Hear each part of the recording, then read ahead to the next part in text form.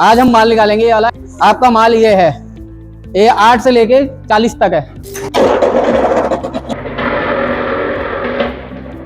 21 mm का,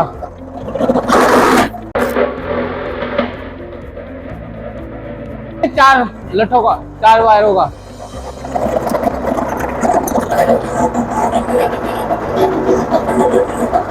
हम निकालेंगे पिक्कस का, जिसपे कहते हैं कि मशीनें फेल हो जाती हैं, इस पे निकालेंगे पिक्कस।